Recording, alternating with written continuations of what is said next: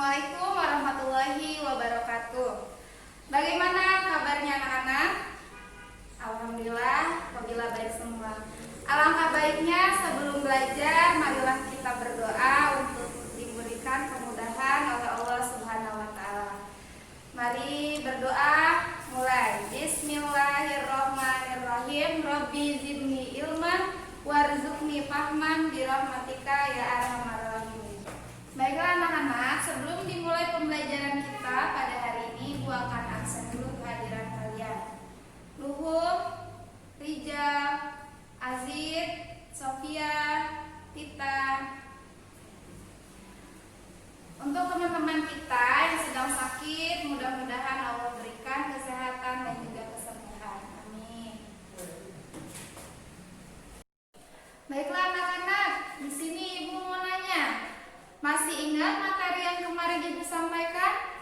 Ya, betul, yaitu tentang syahadat. Nah, sekarang Ibu akan menambah materi yang baru, yaitu mengenai puasa. Bagus, yaitu materi yang akan Ibu sampaikan mengenai puasa, ya.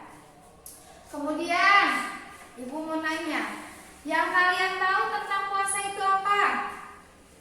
Oke, tidak makan. Yang kedua, ya tidak minum. Terus, tidak melakukan hal-hal yang membatalkan puasa. Oke, Ibu mau tanya, waktu puasa itu dimulai dari kapan? Dimulai dari terbitnya fajar hingga terbenamnya matahari. Nah, sekarang berarti ke pengertian dari puasa yaitu apa? Puasa, ayo kita tulis bareng-bareng ya. Puasa yaitu menahan diri dari makan dan minum, serta dari hal-hal yang membatalkan puasa, dimulai dari terbitnya fajar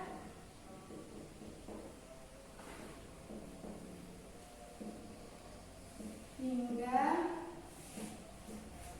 terbenamnya matahari. Oke. Nah, dan juga puasa itu ada dalilnya. Ada yang udah tahu? Oke. Ya, mari ikuti Ibu ya. Bismillahirrahmanirrahim. Ya ayyuhalladzina amanu kutiba alaikumusyiyamu kama kutiba alal ladzina min qablikum la'allakum tattaqun. Al-Baqarah ayat 183. Jadi dari dalil itu dijelaskan bahwa diwajibkan kepada umat muslim untuk melaksanakan puasa sebagaimana diwajibkan atas orang-orang sebelum kamu. Nah, baik anak-anak, jadi puasa itu terbagi ke dalam dua. Yang pertama yaitu puasa wajib dan yang kedua yaitu puasa sunnah. Nah, apa sih yang dimaksud dengan puasa wajib? Puasa wajib yaitu puasa yang diwajibkan atau diharuskan kepada umat muslim untuk melaksanakannya. Salah satunya yaitu puasa apa yang sering kita laksanakan setiap tahun sekali? Ya, betul, puasa Ramadan. Nah, ada pun syarat-syaratnya agar puasa itu sah, ya, agar puasa itu diterima, yaitu ada apa aja? Yang pertama Islam, ya. Jadi orang yang melaksanakan puasa itu harus agama Islam, ya. Yang kedua mumayyiz. Apa sih mumayyiz itu? Mumayyiz itu yaitu orang yang bisa membedakan mana hal baik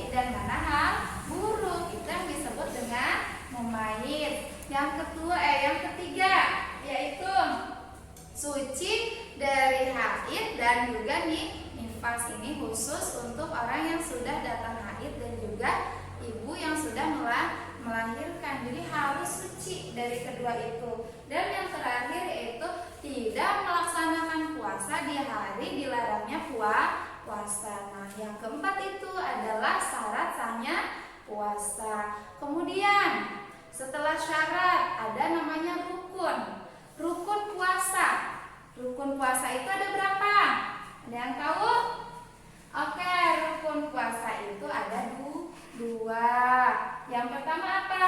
Yang pertama itu harus adanya atau harus melakukan niat.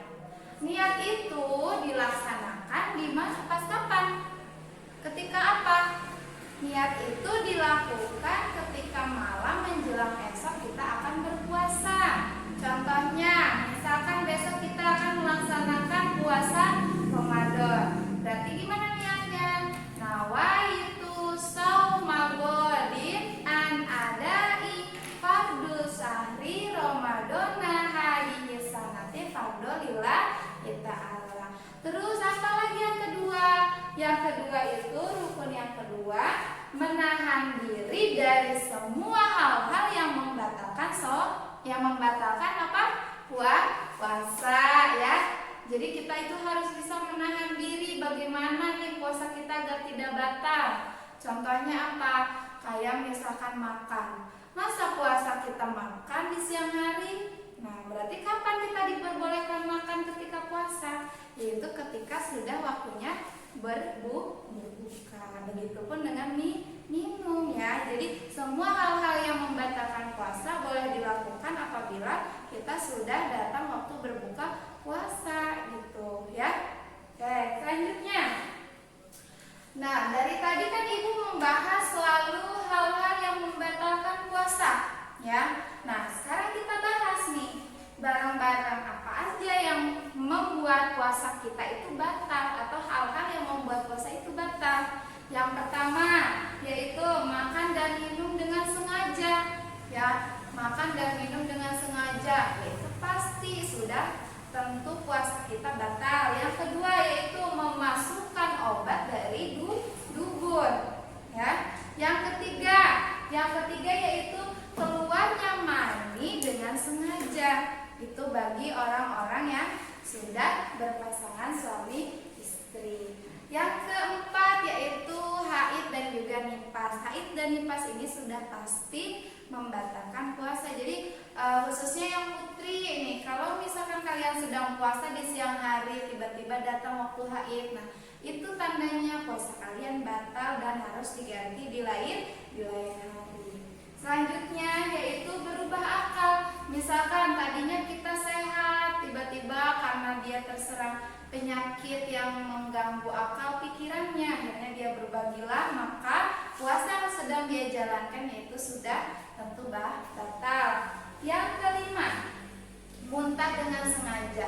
Biasanya kan kalian bepergian nih ke tempat yang jauh dengan menggunakan kendaraan. Nah, ketika dalam perjalanan kalian muntah dengan sengaja, maka puasa kalian harus dibatalkan karena itu sudah tentu batal ya. Selanjutnya, murtad atau keluar dari agama Islam, gitu, membatalkan puasa. Jadi berpindah agama dari agama Islam ke agama yang lain itu disebut dengan murtad ya. Jadi puasa yang kalian lakukan tidak sah dan tidak diterima karena batal puasanya ya. Yang terakhir yaitu ini khusus orang-orang dewasa, yaitu melakukan hubungan suami istri di siang hari itu membatalkan puasa ya. Nah, kemudian melihat puasa yang diwajibkan, tentu ada orang yang diberi keringanan ya. Diberi keringanan seperti apa? Diberi keringanan untuk tidak melakukan puasa ya. Puasa contohnya siapa? Contohnya yang pertama, misalkan kita dalam perjalanan jauh, nah itu diberi keringanan apabila kita tidak ingin melaksanakan puasa ya. Yang kedua, orang tua yang sudah berusia lanjut seperti siapa? Misalkan nenek kalian, kakek kalian yang sudah berlanjut usia yang tidak lagi mampu melaksanakan puasa. Kemudian yang ketiga yaitu keadaan sakit. Nah, dalam keadaan sakit kalian diperbolehkan untuk tidak melakukan puasa wajib khususnya, dan kemudian dianjurkan untuk kalian mengganti puasa tersebut di lain hari. Dan yang terakhir yaitu wanita yang menyusui dan juga hamil itu mendapatkan keringanan untuk mereka tidak melaksanakan puasa wajib dan harus menggantinya di lain hari. Ya. Oh iya. Nah, ada yang tertinggal nih. Ya. Jadi puasa wajib itu ada bermacam-macam. Siapa yang tahu puasa wajib ada berapa? Ada berapa? 2, salah. Ada belum betul ya jawabannya. Coba dicari lagi. Ada berapa? Oke, betul. Ada 3. Yang pertama apa? Yang pertama puasa Ramadan. Ibu tulis ya. Oke. Puasa wajib, macam-macam puasa wajib. Oke, macam-macam puasa wajib. Yang pertama yaitu puasa Ramadan. Nah, yang kedua yaitu puasa Nazar. Yang ketiga yaitu puasa apa dan tahu? Puasa kafaroh. Nah, Ibu jelaskan dari puasa Ramadan dulu. Jadi puasa Ramadan yaitu puasa wajib yang dilakukan setiap bulan Ramadan. Jadi seluruh umat Islam yang tidak ada halangan wajib untuk melaksanakan puasa Ramadan. Selama berapa hari puasa Ramadan? Puasa Ramadan dilakukan selama 30 hari. Kemudian puasa nazar, ya. Puasa nazar apa sih yang dimaksud dengan puasa nazar? Puasa nazar yaitu puasa yang dilaksanakan dikarenakan mempunyai janji dengan tujuan mendekatkan diri kepada Allah, ya. Terus yang terakhir puasa kafaroh. Puasa kafaroh ini yaitu puasa yang dilaksanakan bagi orang yang melaksanakan ibadah haji. Jadi apabila orang yang melaksanakan ibadah haji, wajib baginya melaksanakan puasa kafaroh. Oke, sampai sini ya. Ada yang belum dimengerti? Baiklah anak-anak, bagaimana tentang materi kita pada hari ini? Sudah selesai semua menulisnya? Oke, Ibu harapkan salah satu dari kalian ada yang menanyakan apabila yang belum dipahami oleh kalian, ya. Oke, baik. Oke, Sofia, apa yang mau ditanyakan? Ya, baiklah Ibu akan menjelaskan kembali pengertian dari puasa nazar.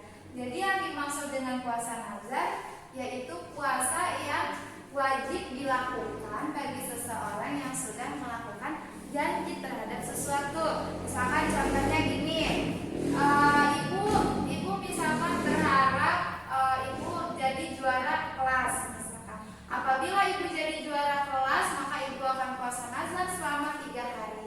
Nah, tapi dengan tujuan ibu itu untuk semata-mata mendekatkan diri kepada Allah, gitu ya. Jadi wajib baginya melakukan puasa karena sudah melaksanakan janji di awal, tapi dengan tujuan tetap pada hakikat kita sebagai manusia, yaitu untuk mendekatkan diri kepada Allah. Oke, sampai sini Sophia paham? Ya, alhamdulillah.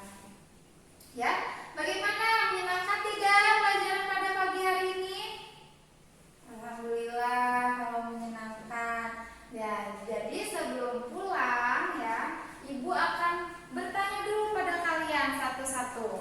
Apa kalian sudah paham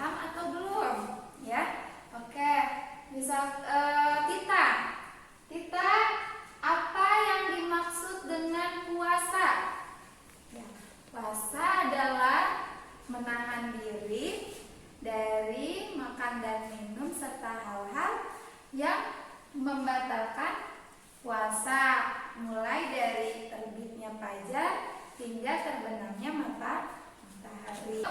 Nanti kita akhiri pelajaran pada hari ini. Ibu akan bertanya dulu pada kalian masing-masing ya, satu persatu. Oke?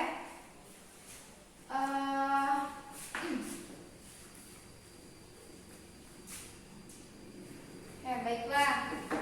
Coba Sita, apa yang dimaksud dengan puasa?